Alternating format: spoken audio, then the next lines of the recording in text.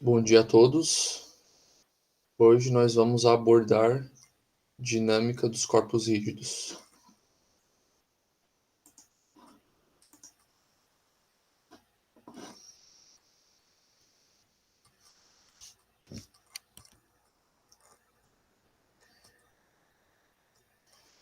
O corpo, quando ele está sujeito a diversas forças e momentos de força, ele tende a transladar ou a rotacionar, quando a gente trata de um corpo rígido.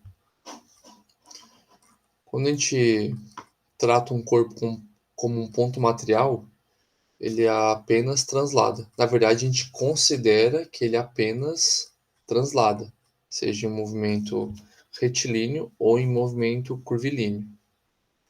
Quando a gente passa a abordar o corpo como um corpo rígido, onde as dimensões entram, são levadas em consideração, ele pode rotacionar em relação a um ponto também.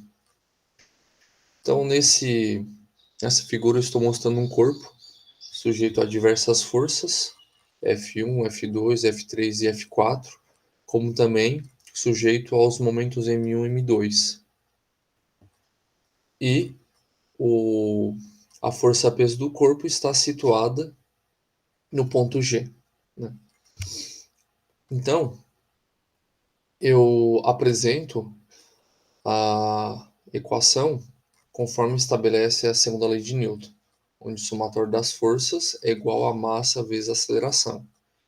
Então, eu somo todas as forças presentes no corpo, todas as forças atuantes, e com isso, essas forças eu posso igualar com o produto entre a massa e a aceleração do corpo, porque as forças vão causar a aceleração do corpo, ou melhor, o somatório das forças podem causar a aceleração do corpo.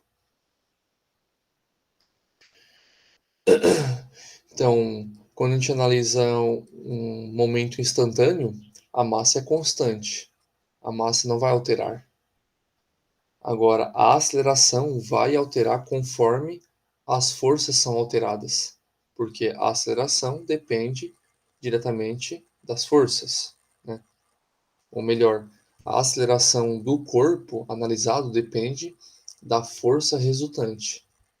Lembrando que do lado esquerdo da igualdade está apresentada a causa, e do lado direito da igualdade está apresentada o efeito, né? Então, quando a gente estuda a dinâmica dos corpos rígidos, a gente se preocupa com a causa e com o efeito, né? Então, o corpo ele vai ter uma aceleração por causa de uma força resultante presente no corpo, né?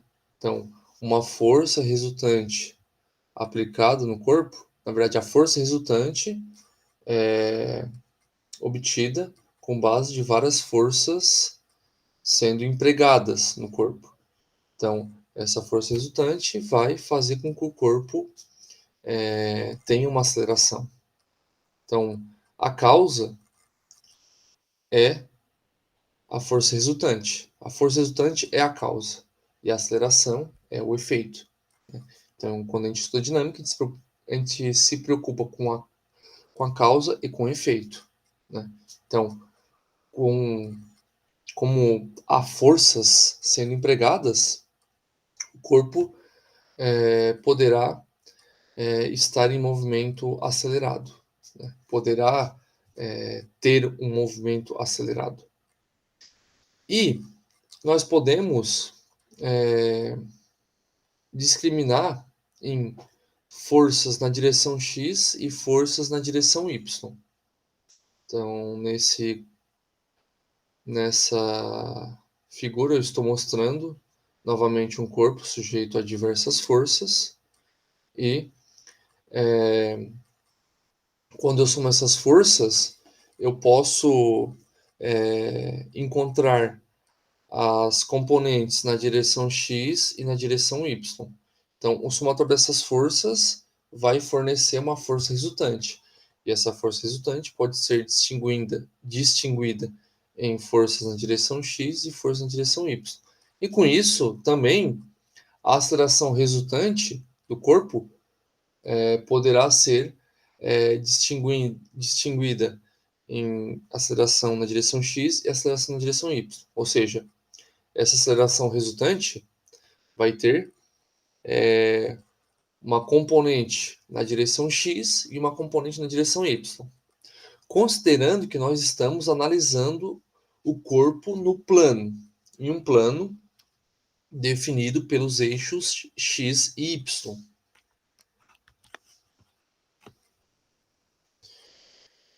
E nós podemos ter uma translação retilínea ou curvilínea. Se nós estivermos tratando o corpo com uma translação retilínea, ele, nós vamos trabalhar com as direções x e y. Se nós estivermos tratando um corpo numa translação curvilínea, nós vamos trabalhar com as direções normal e tangencial. A direção normal vai estar apontada para o centro da curva. E a direção tangencial vai estar apontada para a direção tangente à curva. E essas direções são perpendiculares entre si, a direção normal e tangencial.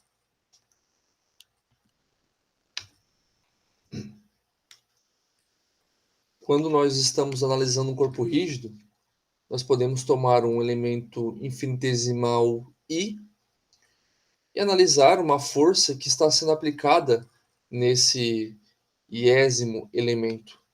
Então, eu tenho um iésimo elemento, há uma força resultante aplicada nesse ponto, e essa força que está sendo aplicada nesse ponto pode gerar uma translação desse ponto e uma rotação em relação ao ponto P, um ponto de referência. E percebam que esse ponto P está a uma distância r do ponto onde está sendo aplicado a força Fi, no elemento I. E essa distância r pode ser decomposta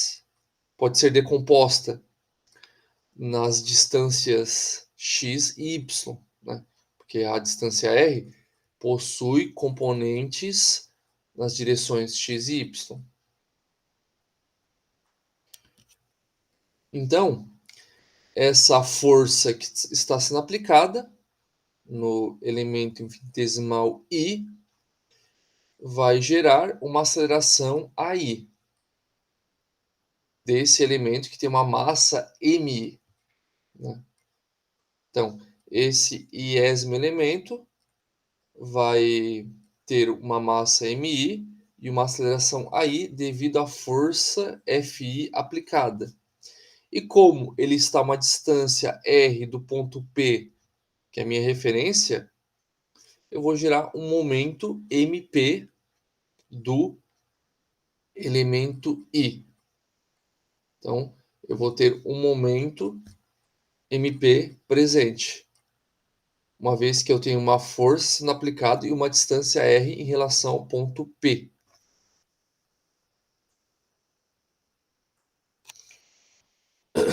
Continuando aquela equação, eu chego na equação onde o somatório dos momentos é igual ao momento de inércia multiplicado pela aceleração angular do corpo. Então, quando eu aplico força sobre o corpo e momentos de força, eu gero um momento em relação a um ponto.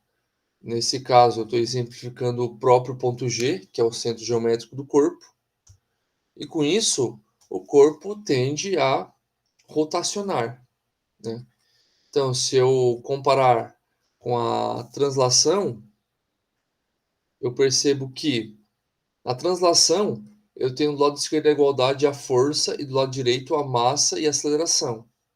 No caso da rotação, eu tenho do lado esquerdo a igualdade o momento e do lado direito o momento de inércia e a aceleração angular.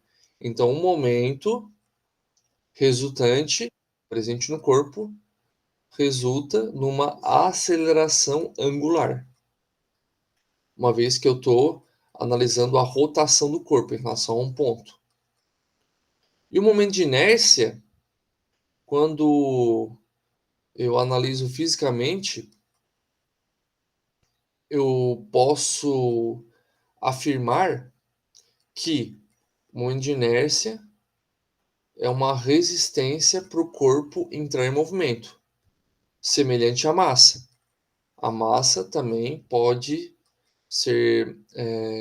Eu posso afirmar que a massa é a resistência que o corpo tem em entrar em movimento, bem como o momento de inércia. Entretanto, a massa se refere ao movimento de translação, seja retilínea ou curvilínea, né?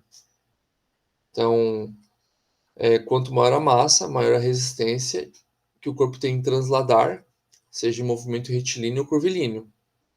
No caso do momento de inércia, essa lógica, essa lógica se mantém. Tanto que o momento de inércia depende da massa e da distância. Então, no caso do momento de inércia, quanto maior a massa, maior vai ser a resistência para o corpo rotacionar em torno de um ponto.